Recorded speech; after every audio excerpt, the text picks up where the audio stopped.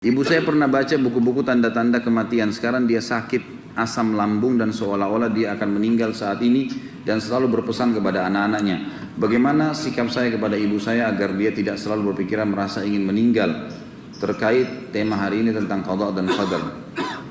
Doakan ibu saya Ustaz agar disembuhkan dari penyakit. Insya Allah semoga Allah angkat penyakitnya dan seluruh muslimin dan muslimat juga diangkat permasalahan dan penyakit-penyakitnya.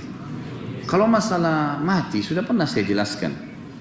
Kalau ada seseorang yang selalu memiliki perasaan mengingat kematian, itu tanda-tanda keimanan teman-teman sekalian. Jangan dibuang itu. Karena untuk memunculkan perasaan akan mati, kemudian akhirnya terdongkrak untuk beribadah kepada Allah, itu adalah tanda-tanda keimanan. Karena kenapa banyak orang-orang yang berfoya-foya, orang yang berbuat maksiat, kenapa mereka berani melakukannya? Karena mereka tidak berpikir akan mati. Mati itu hanya akan datang kepada orang yang memiliki keimanan. Itu sudah satu hal yang positif.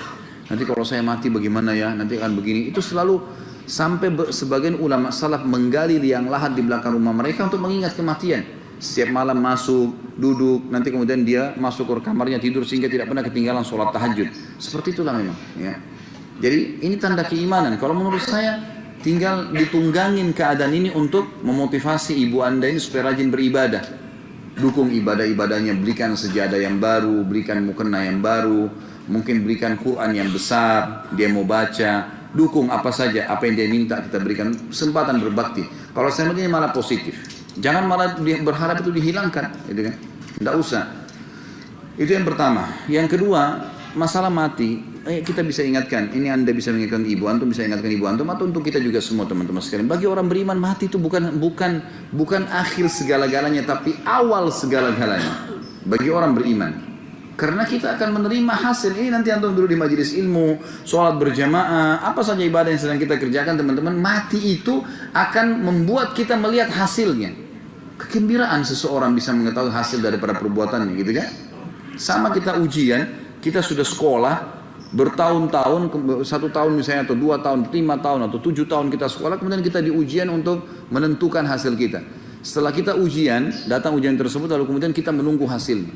Seperti itulah, kematian itu seperti ujiannya. Kemudian dia akan melihat hasilnya.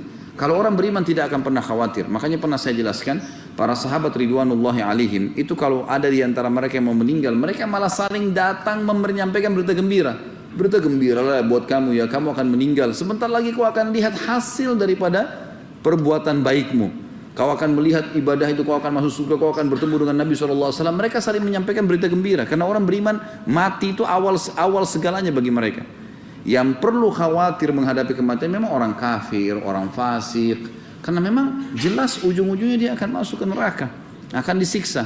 Jadi bagi orang beriman tidak ada sesuatu yang perlu dikhawatirkan. Kalau misalnya ibu anda mengatakan, nak sebentar lagi mungkin kalau ibu mati, ibu berharap begini. Oh iya ibu, baik.